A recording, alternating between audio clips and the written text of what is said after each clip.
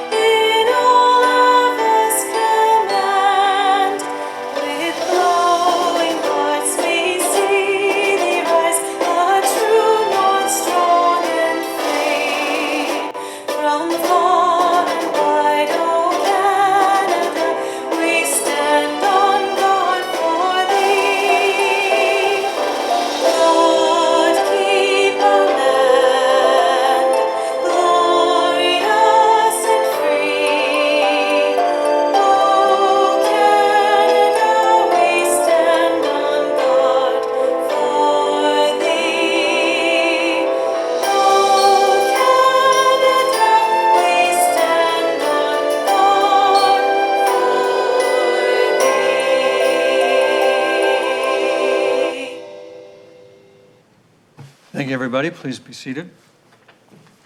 Madam Clerk, are there any regrets for today's meeting? We have no regrets. Hello, everybody. Are there any declarations of pecuniary interest? Madam Clerk, I don't see any. Council, I think the first thing we should do is deal with the raft of minutes that are ahead of us on the agenda for confirmation. Are there corrections to any of the minutes? And in the absence of that, is there a mover and seconder to confirm them? Councillor Duddock and Councillor Giddings are moving and seconding. Any objection? Madam Clerk, there's no objection. The minutes as listed in the agenda are all adopted. Council, we now have consent items 1, 2, 3, and 4. These are non-controversial items, and normally we just take one motion to carry them all unless there's separations or questions. Councillor Chisholm moves them, and Councillor Lischina. All right, Councillor Chisholm, you have the floor then. Thank you, Worship. Just a question on item 4. Am I preceding here, or can I go ahead? Ask your question. In the electronic version, it says, and hold on here, my apologies, I just haven't got the exact page. Just a point of clarification. With respect to the electronic, is there a limit or a capacity limit with how many people can come on electronically if they want to speak to an item? No. Okay, thank you. Can I take your earlier hand for moving the consent items? Thank you. Councillor Lischina, can I still take you for seconding? Any objection to the consent items? Madam Clerk, I see none, and those are adopted. That brings us to the discussion item, which is the COVID-19 update from our CAO. Madam CAO, welcome to the podium, and Council and I look forward to your information. I'll just get the presentation up.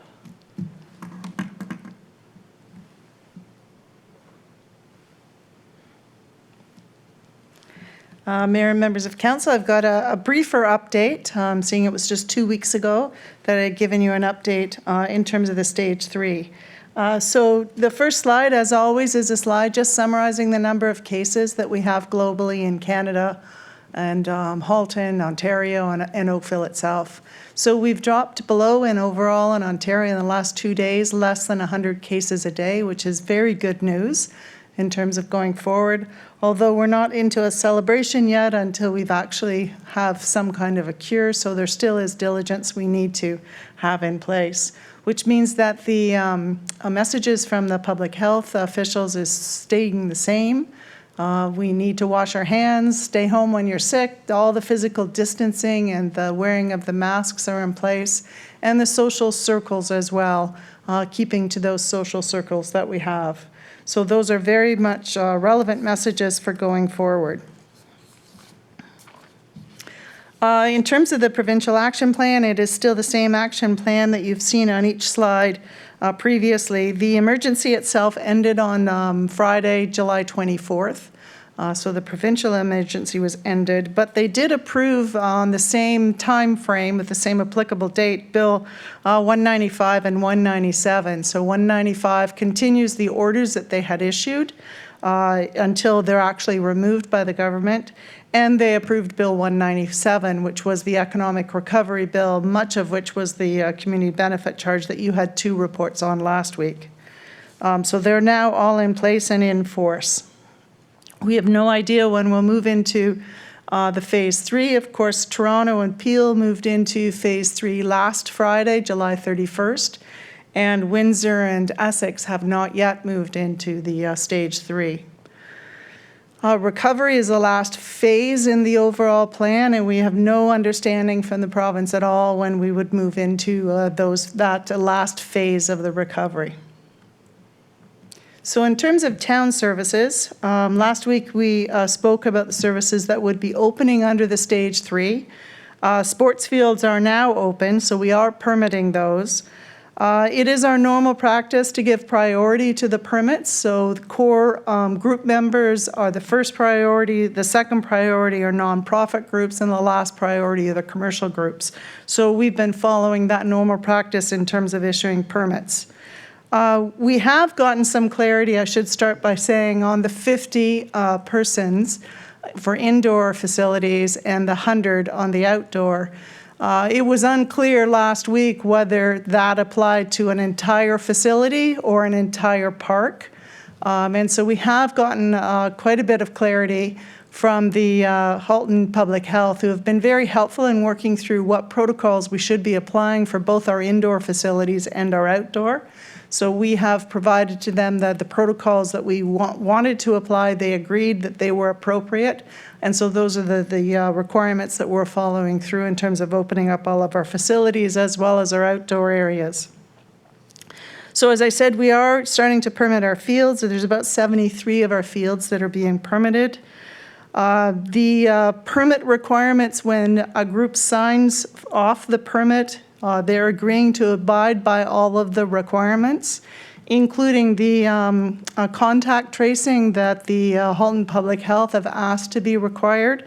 So at least that if there are any incidents in those permitted fields, there is an ability to follow up, which is important as we move forward.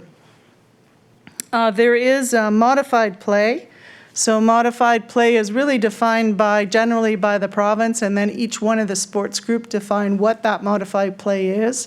It's no contact, and things like instead of 6-on-6, there'd be 3-on-3.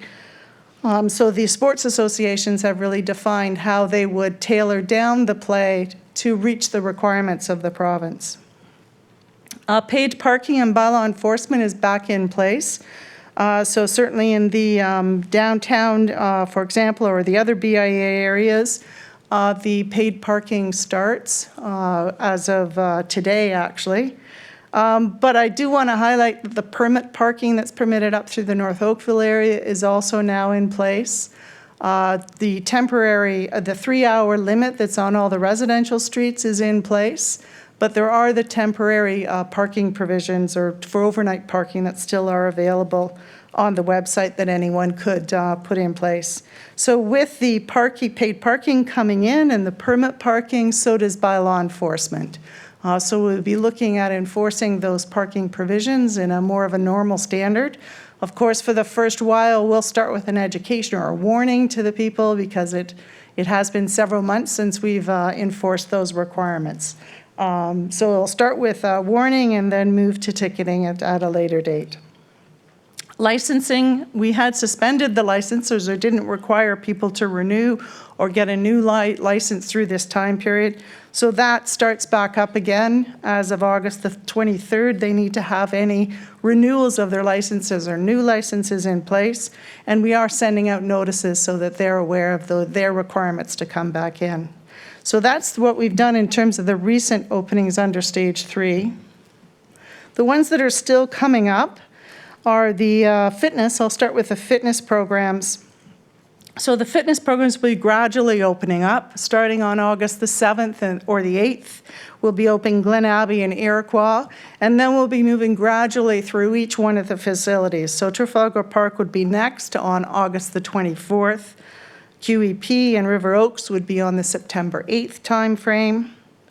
There will be workout sessions that can be pre-booked 1 week in advance. So we are looking at these sessions being open by appointment only. So we're better able to, one, do the contact tracing that's required, but also ensure that we've got the distancing and the protocols put out in place.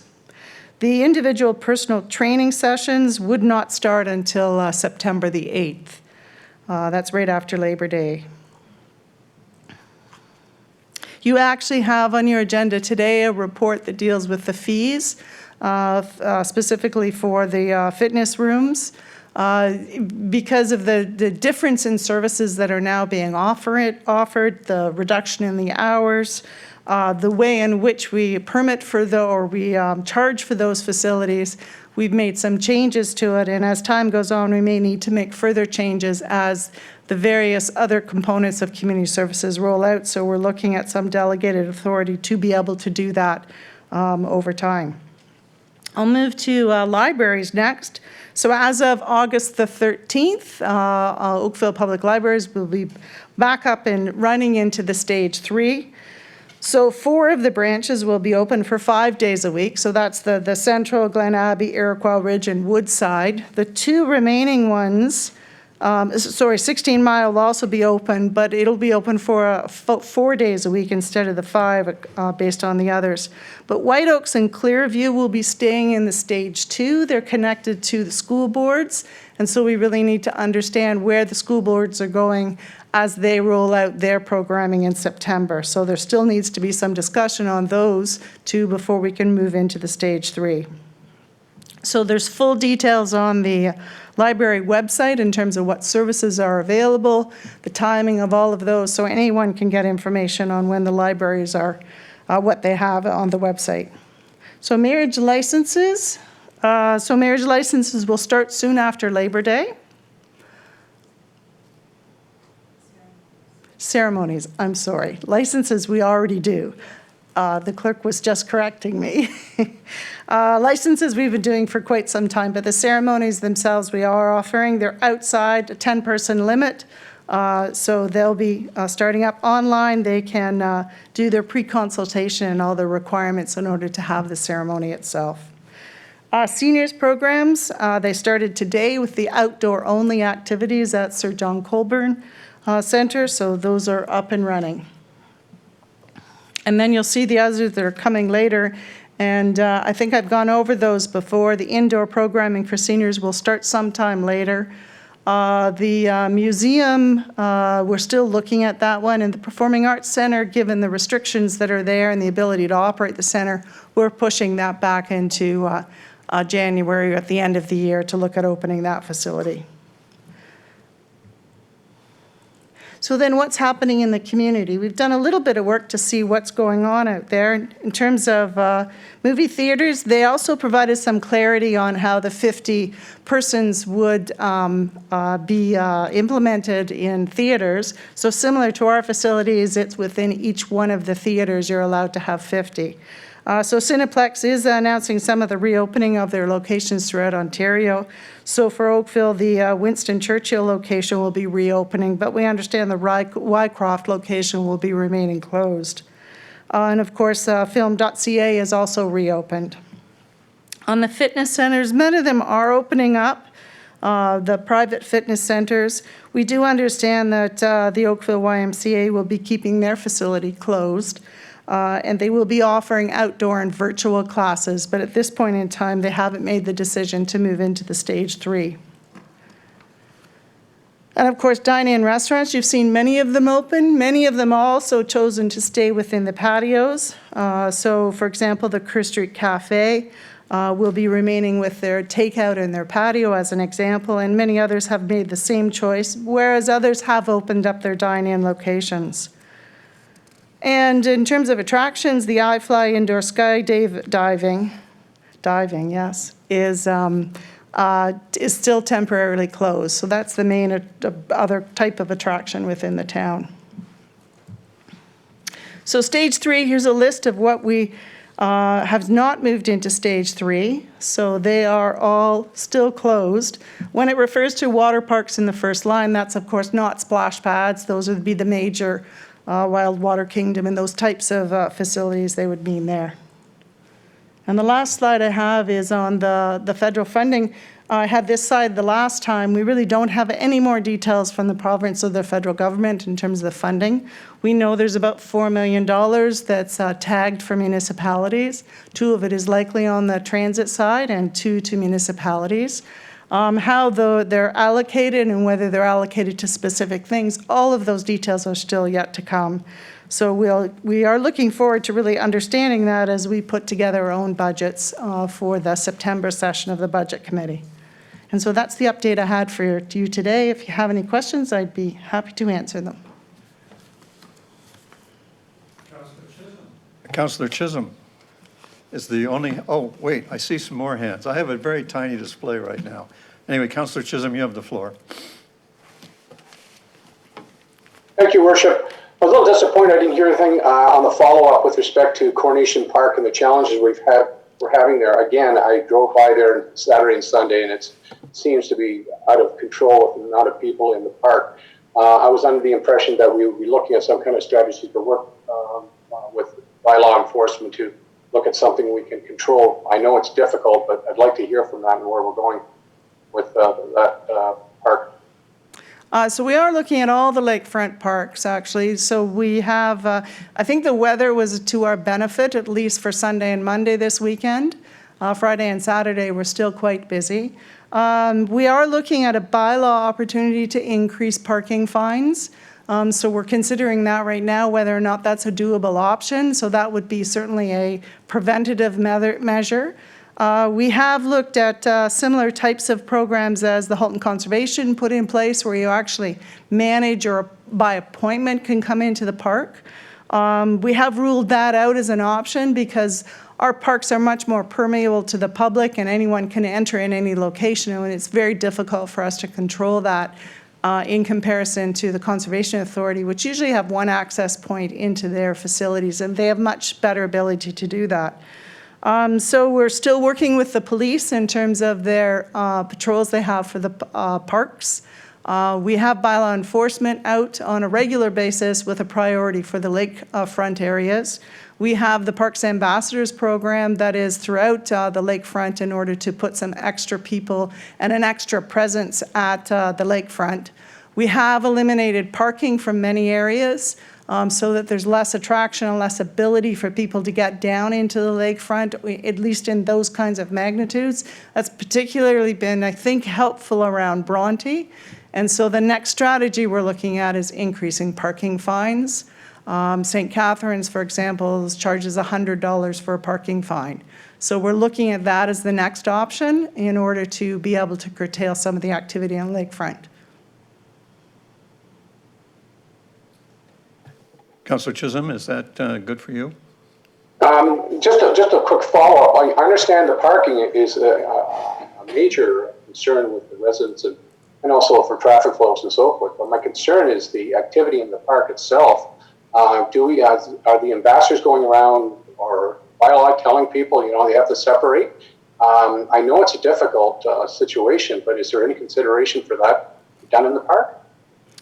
So both bylaw enforcement are there, as well as the police. The police have stepped up their enforcement of the lakefront areas in order to be able to let people know, charge people where necessary, in order to keep the distance separation. It's a difficult issue to do as social media. We're using that in terms of getting the message out. We're not uncommon in this. Every municipality across the lakefronts are experiencing the same kind of thing. So we're doing all the measures we can in order to try and limit the number of people and at least keep the social distancing. So do we see any success in what we're doing now? I think with the police presence and bylaw enforcement there, yes, you're getting a better situation than you could have had because they are there in some presence. And the parking, I think, has limited some of the people. So yes, some success in those. But it is a very hot summer, and you have a lot of young people who don't have jobs and have been off school for quite some time. So that's the other pressure on the other side.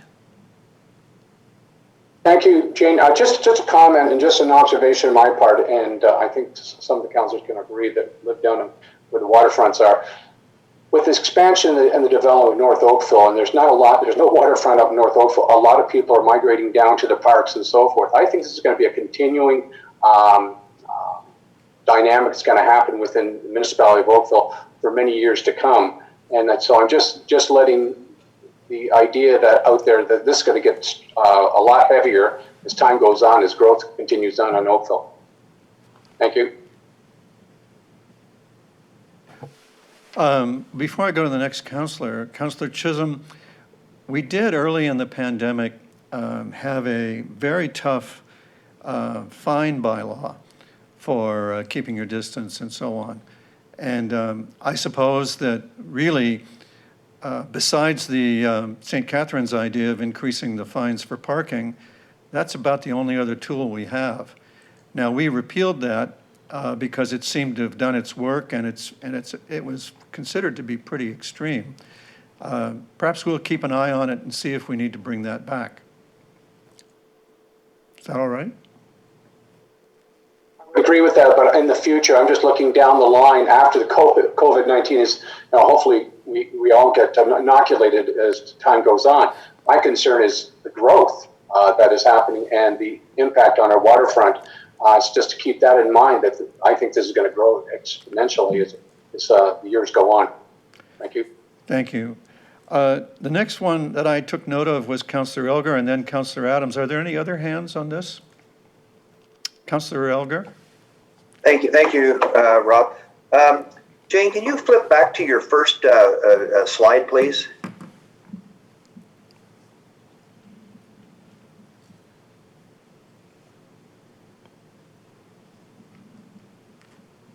Yeah, okay, that's the slide, Jane. Jane, can you get rid of that acting, the very first one? Because you're not acting anymore. You are our CAO. So can you get that updated? Sure, I didn't even notice that.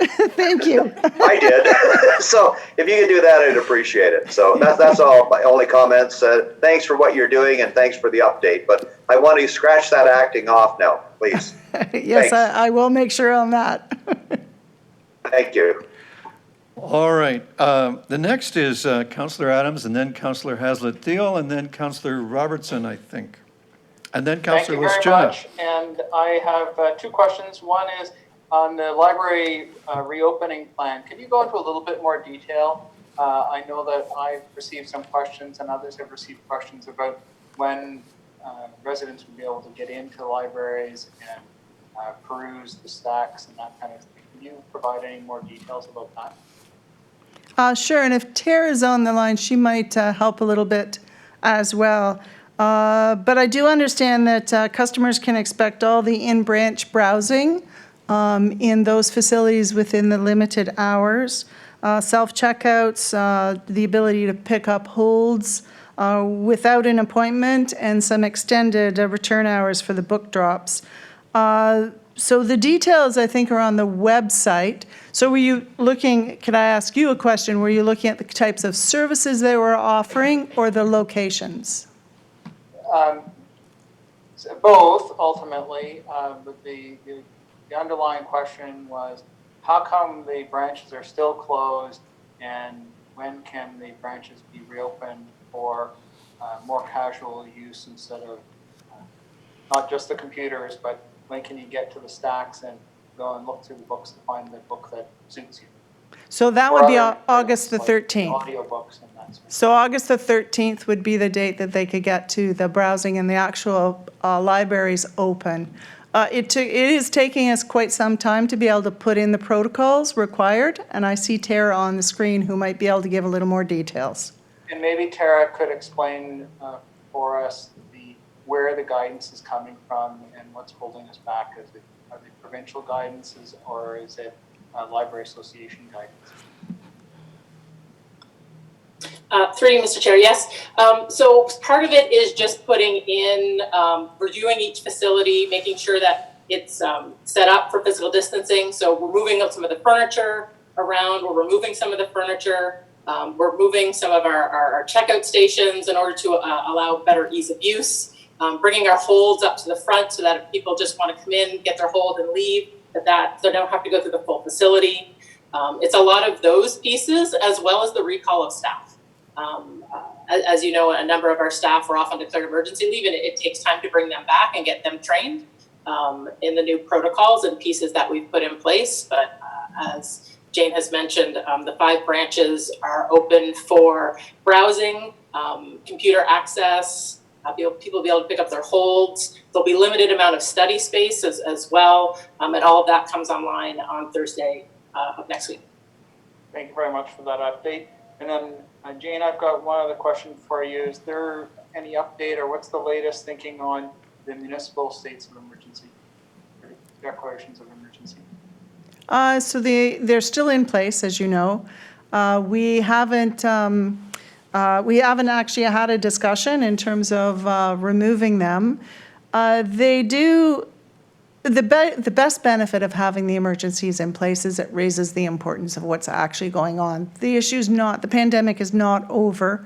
There still is infection levels throughout the community. So it has that benefit.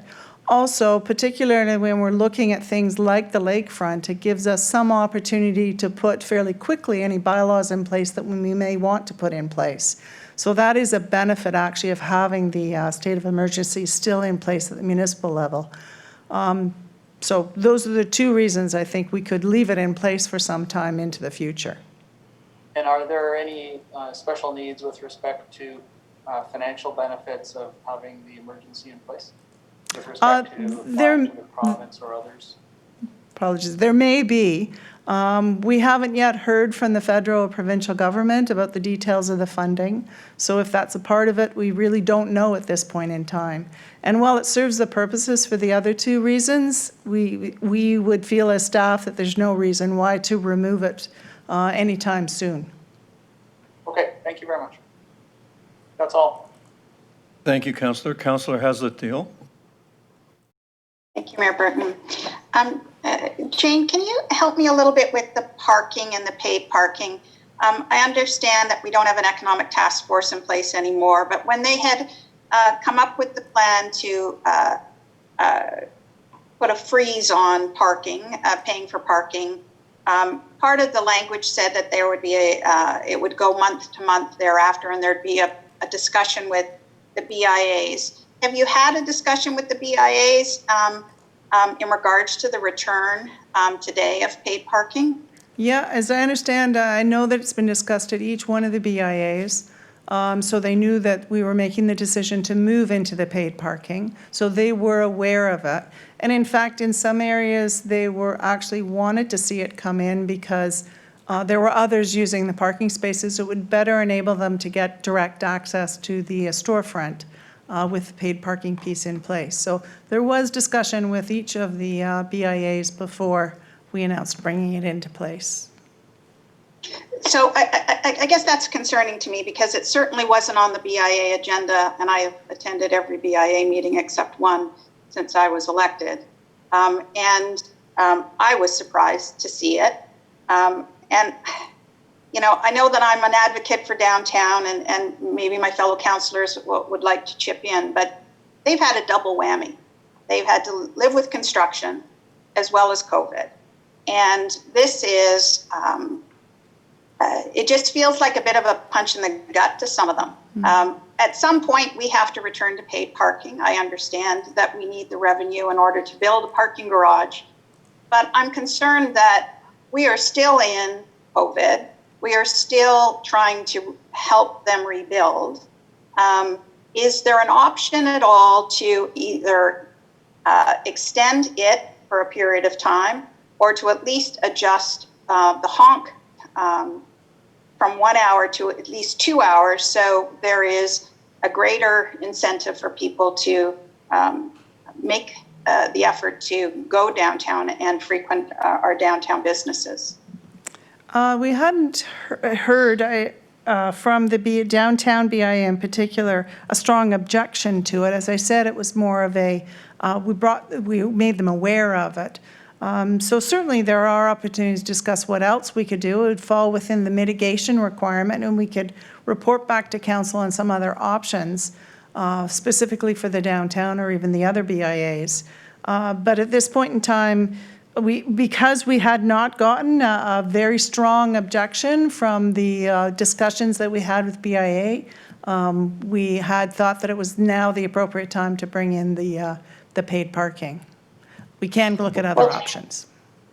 Well, if you could report back at the next council meeting, what kind of revenue are we really talking about losing if we extended it to the end of the year, and or if we at least did it at a 2-hour for the honk? We want to encourage people to use honk and the contactless. We already give them the 1 hour. 2 hours would then ensure that somebody's not taking up the street all day long.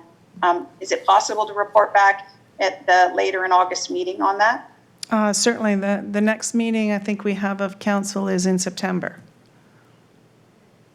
Really? That far away? Okay. Those are my questions. Thank you, Councillor. Councillor Robertson? Hi, I have a couple different things. In terms of seniors centers, do you think they'll be open by September at least? The seniors, the indoor centers? Mm-hmm.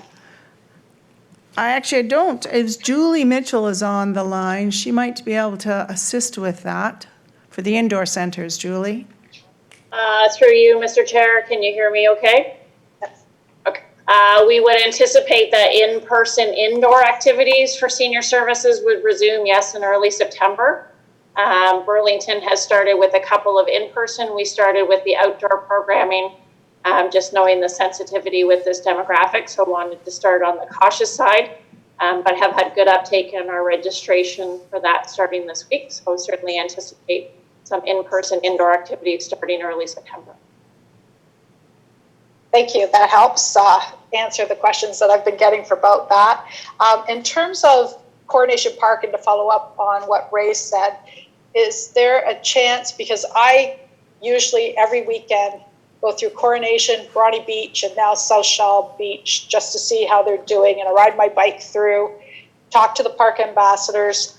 What I'm seeing is the shelters at Coronation being the biggest violators of social distancing.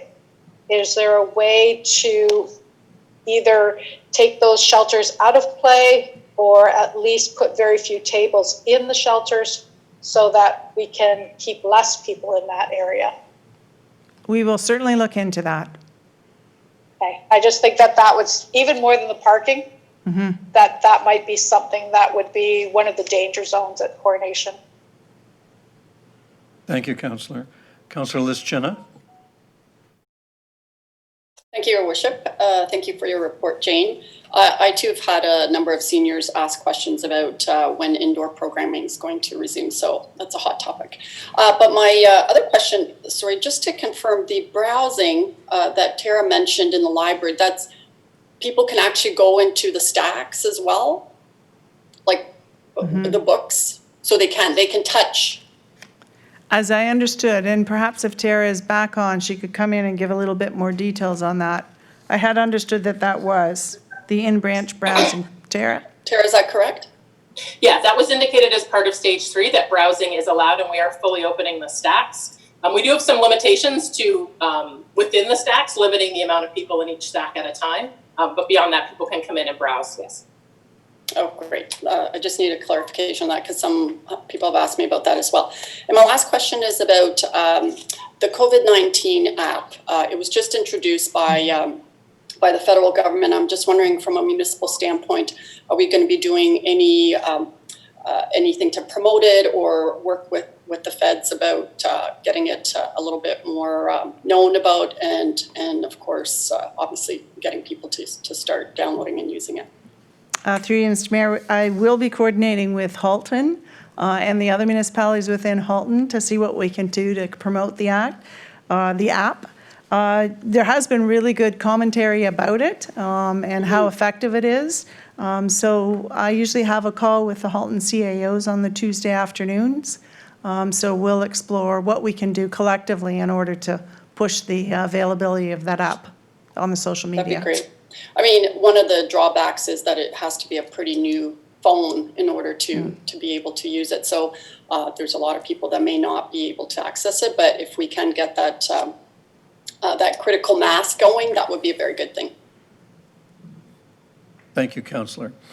Any others? May I have a mover and seconder to receive the report? Councillor Chisholm, Councillor Elgar, thank you. Any objection? Madam Clerk, there's no objection and the motion carries. Council, the next item is a bylaw to enforce vehicles parking and electric vehicle charging stations, a bylaw to amend bylaw 2015-71, the parking administrative penalties bylaw, and the electric vehicle charging rates, fees, and penalties. And you have a detailed report from Municipal Enforcement Services. Hanya Ellison is here if you have questions. Do you have questions, or is there a mover and seconder? Moved by Councillor Knoll, seconded by Councillor Duddick, and a question from Councillor Haslett-Thiel, or else she's waving friendly. Councillor Haslett-Thiel, whatever it is, you have the floor. My question was just on the fees themselves. Is now the appropriate time to ask that? Yes, ma'am. Okay. So is there a definition of minor that would be the benchmark? I get that we need some flexibility, but is it 10%? Is it 5%? Given the budget, we normally would only move it by inflation. Where would we be at with that? Sorry, I'm not clear of the question with respect to minor.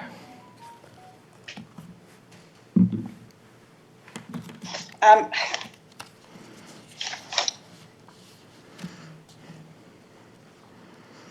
not sure how to rephrase it.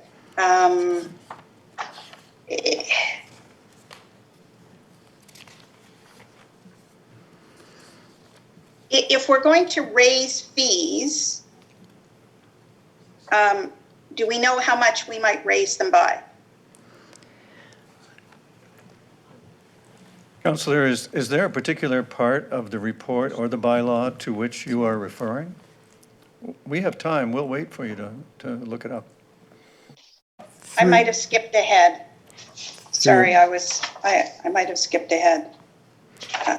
Through you, Mr. Mayor, I'm wondering if it's the next report on delegating authority. That's the one. Sorry, my apologies. I skipped ahead one. I'll ask it then. Well, thank you, Councillor. May I call the vote? Moved by Councillor Knoll, seconded by Councillor Duddick. Any objection to the motion? None showing. Madam Clerk, the motion carries. Councillor Haslett-Thiel, we're at retrofit business case collaboration, and this is the one where perhaps you have your question? Or is it rates and fees in number 8, the next one? All right. It's number 8. I apologize. I wrote the number down wrong. It's in number 8. All right. We'll do number 7, and then we'll come to you for number 8. Council, this is the retrofit business case collaboration, and this concerns getting our community energy plan into action. And I have a signal from Councillor Longo that he wants to talk about this. Councillor Longo. Thank you, Your Worship. I think I just want to make the comment that this is a continuation of the great work that's come out of the community energy strategy, and seeing OEC and town staff moving forward with this quickly to come up with a business case with respect to the retrofitting of homes and buildings, I think is an excellent step forward in this strategy. So I just wanted to put that forward, that I strongly support this. Thank you. Can I translate that support into being the mover of the item? Absolutely. Thank you. Is there a seconder? Councillor Haslett-Thiel, thank you. Any other speakers? May I put the vote? Any objection to the measure? There is none, and The resolution carries. Thank you, everybody. We're now at item number 8, the rates and fees bylaw during COVID-19 discretion. This is a request by staff to delegate a little bit of discretion to staff to make minor adjustments to the rates and fee schedule. And Councillor Hazlet-Thiel wants to know how minor. Councillor Hazlet-Thiel, have I rendered your question correctly? Yep, I'm finally at the right spot, and I'd like to know what minor is. All right. Nancy Sully is approaching the answer desk, and you will have your answer. Through you, Mayor Burton. When we say minor, we're really looking at adjusting them based on the current approved fees. So for instance, it would be a very minor amount, actually. I guess that would be the answer. But if we looked at like a fitness pass, typically it's $11 if you were to go one time. You get a bit of a discount if you buy a book of 10. We're looking at offering that discount rate, just a minor adjustment, just to encourage people to use the facilities, and also in recognition of the reduced level of service right now due to COVID. So I would anticipate that any adjustments going forward would be very minor in nature. I'm not sure if Julie Mitchell is also online, if she has anything to add to this. Through you, Mr. Chair, Nancy used the one example that we are proposing, which is offering the 10 visit rate for single visits, not wanting to issue memberships right out of the gate. So trying to offset the single visit impact model similar to aquatics, where people have to book their visit in advance. So just trying to mitigate the little bit of an increase for people that are coming more frequently. As a step one, we are looking at bringing in memberships starting September. So similar our 12-month membership rate would be offered in 1 month increments, so that we're not getting into long-term membership relationships again, with the possibility of a second wave or future reductions in service. So just really taking that longer-term commitment rate and applying it to shorter term temporarily. That's the approval we're looking for. And rather than coming back with each one, thinking the delegated authority for Nancy and Jane to be able to make those approvals as we're reintroducing services, that's really the essence of what we're asking for. So thank you for clarifying that for the public. At the appropriate time, I'd like to suggest that that there be amendment that it be to the end of 2020, not into 2021. We have a budget coming up. If you need that flexibility in 2021, then you can come back. But we have a budgeting process. We should probably be including that in the budgeting process again this year. It's reading could last into 2021, 2022. And I think that for clarity, we should, I'd suggest that it should be to the end of 2020 and revisit it as needed. Councillor, the resolution actually says during the COVID-19 emergency and during the COVID-19 recovery phase. It doesn't, the actual resolution doesn't mention a calendar year. Are you okay with that? So page 42 references 2021, 2022. So you say that won't apply. What matters is the resolution. Well, maybe they should be the same. Yes, I'm fine if that's the resolution. Are you fine enough to move it? Sure. Thank you. Is there a seconder? Councillor Giddings, are you seconding it? I will happy to second it. I also have a question, if I may. You have the floor. Thank you for your second. Julie, is the intent to have the minor adjustments or rounding off, if you will, in place for the new community center opening in September as well? How are we going to go about judging demand with a new center versus what may be offered when it opens? Through you, Mr. Chair, certainly if we're looking at a particular line of business, so aquatics or fitness, the same fee would apply at all of the sites. The intent was looking at the current approved rates and fees, which does extend over into 2021. Our fees tend to go up February, April, and or September, depending on the area. So wouldn't be looking to extend the approval for the exemption beyond the 2021 budget, to answer a bit of previous question. But yes, because of the restrictive way in which people will be able to use anticipated restrictions for fitness, aquatics, and the gym programming at the new facility, we would be looking at a consistent fee approach for across all of our facilities where those restrictions are in place. Thank you. Thank you, everybody. I see no more questions. May I put the vote? Any objection to the measure, please raise your hand. Madam Clerk, there's no objection. I declare the measure carried. Thank you, everybody. We now need a motion to withdraw the potential litigation matter report from the confidential meeting agenda. I need Councillor Lischina and Councillor Dudek moving and seconding. Any objection? No objection is seen. Thank you, that carries. That brings us to, there are no advisory committee minutes. Your information items have been distributed electronically. Your status of outstanding issues report is available to you. We do have some new business in front of us. And the first matter is we need a motion to waive the procedure bylaw. In accordance with section 14.12 of the procedure bylaw, the following notices of motion will be considered at the next council meeting to be held on September 21st, 2020, unless you want to waive the procedure to consider them now. They are the construction noise motion, and I believe that Councillor O'Meara has a motion as well. Councillor Adams is waiving. You have the floor. Thank you. I just wanted to ask a quick question about the status of outstanding issues. I wonder if staff would be able to tell us if the timelines, the expected report back dates are up to date and accurate in terms of where they expect things to be right now. I recognize that a lot has changed in the last 4 or 5 months now.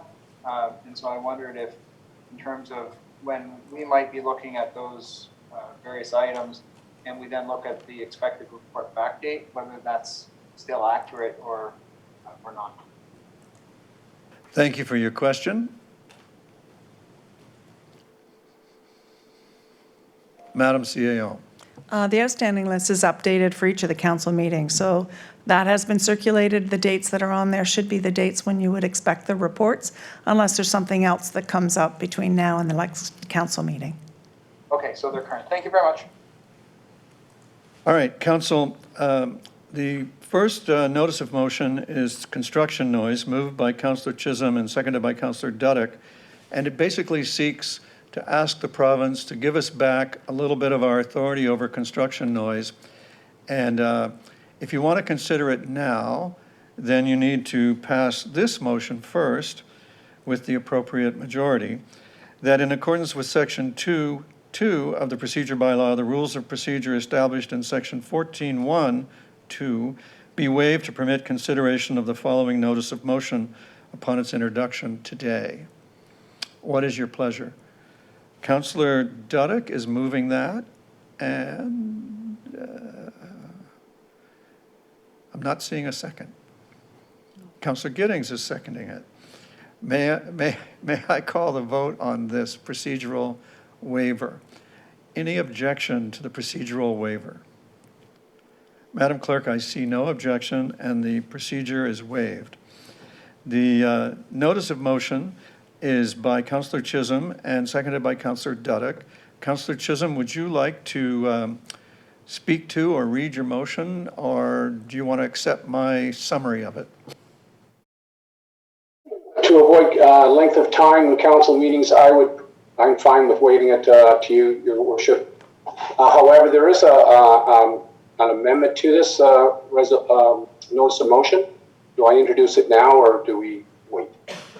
So, Council, we had this in time to list it in the materials for you, and so the final clause has been revised. You don't need to amend it to read, instead of what was first circulated, now therefore be it resolved that the province of Ontario be requested to remove the section of Order 131/20 as it relates to construction activity in municipalities between 6 a.m. and 10 p.m. not related to the healthcare sector, allowing municipal bylaws to once again regulate construction noise except for the healthcare sector. Correct, Councillor Chisholm? That's correct, Your Worship. May I also suggest, request that this notice of motion be forwarded to all four mayors of the region and also to the Ministry of Housing, Mr. Clark. How about we take it that we'll forward it to all relevant officials? It's fine with me. Thank you very much, Your Worship. Thank you. Councillor Dudek? Councillor O'Meara, are you on this one or on your matter? No, this one. Yeah, I do have a question of the mover. So does this exclude priority transit projects then? As written, it's asking the province to only exempt healthcare construction from our regulation. Okay, my only concern is that there are some priority transit projects that have been delayed quite substantially throughout the COVID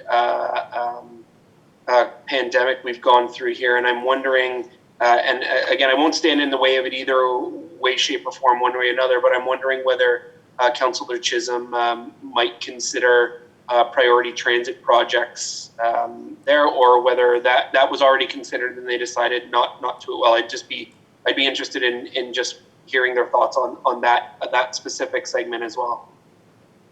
Thank you, Councillor. I'm actually not aware personally of a priority transit project that has been delayed. Are you aware of any? Well, we did hear that there were troubles getting workers. I know down in Oakville there were troubles getting workers for a number of months, and I know we have Spears Road as well, which is not delayed, but there's certainly room we can pick up the pace as well. So I just don't want to do anything to limit the possibility of getting those priority construction projects done as quickly as possible. Even if they are on time, it'd be great to get them done quicker. So I just wouldn't want to I wouldn't want to shoot ourselves in the foot if there's a possibility to get any of the projects we have going right now done quicker than they currently are. Thank you, Councillor. I personally think you've made a valuable suggestion. I am pretty sure Councillor Chisholm and Councillor Dudek would regard it as a friendly thing as well, and in fact, they are indicating that.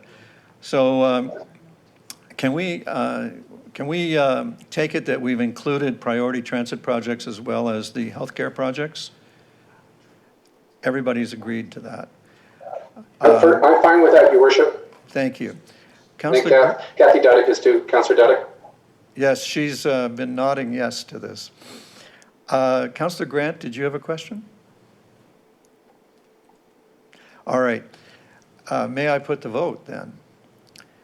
Is there any objection to the resolution as changed to include priority transit projects? Madam Clerk, there's no objection. I declare the resolution carried. Councillor O'Meara, did you want to introduce a motion as well? And if so, I need to ask Council to pass the waiving of procedure again. I did, yes, and I apologize for the lateness on it to my council colleagues. I'm happy to do it either way. Either we can do it today or wait till September. All it really is just asking the province to bring some clarity to an issue that I know all of my council colleagues have been dealing with over the past number of months. So it's not really asking us to dive really deep, but it's asking us to ask the province to give us some direction and to give our residents who have all asked us a lot of questions over the past few months. So I'll leave it, Your Worship, at your will, whether you think we can do this now or we want to wait till September. Councillor, I think it's a welcome idea to wait because I do know that things are going on that may lead to a good outcome, and sometimes it's good to let things try to work themselves out. So thank you for that, and on behalf of council, I thank you for that. Council, that brings us to regional reports and question period regarding town boards and advisory committees. Are there any?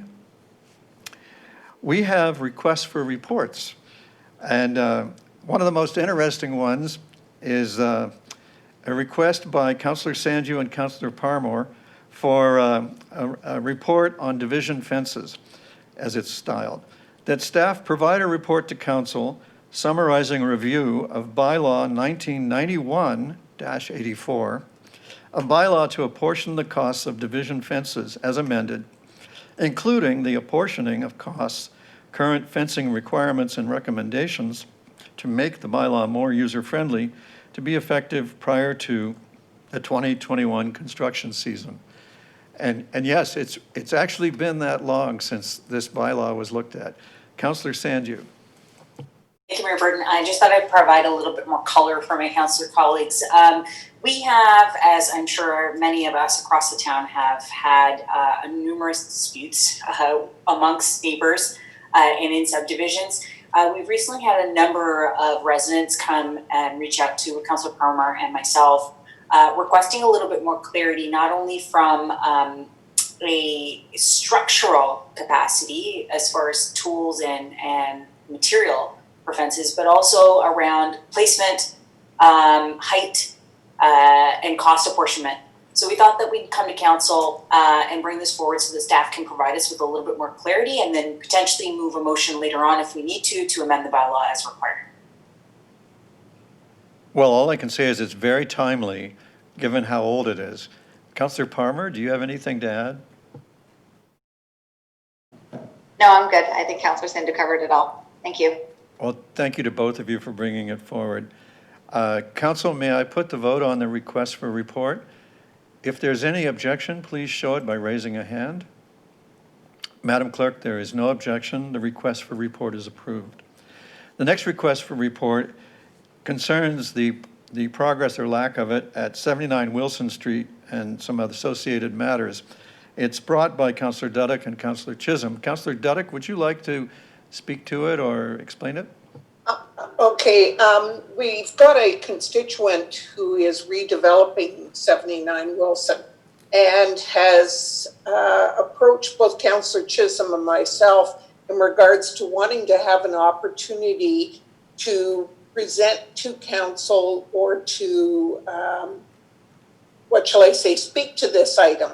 And the only way in conversation with the clerk was for us to request a report to enable it to be on a subsequent agenda and give him the opportunity to express his concerns. Well, thank you very much for that explanation. Are there any questions? May I call the vote? If anyone objects to the report, please show by raising a hand. Madam Clerk, there is no objection. The request is approved. Council, that brings us to consideration and reading of the bylaws. We will need a mover and seconder for the bylaws. Councillor Elgar and Councillor Grant, thank you very much for that. If there's an objection to the bylaws, including the confirmatory bylaw, please raise a hand. Madam Clerk, there's no objection. I declare the bylaws carried.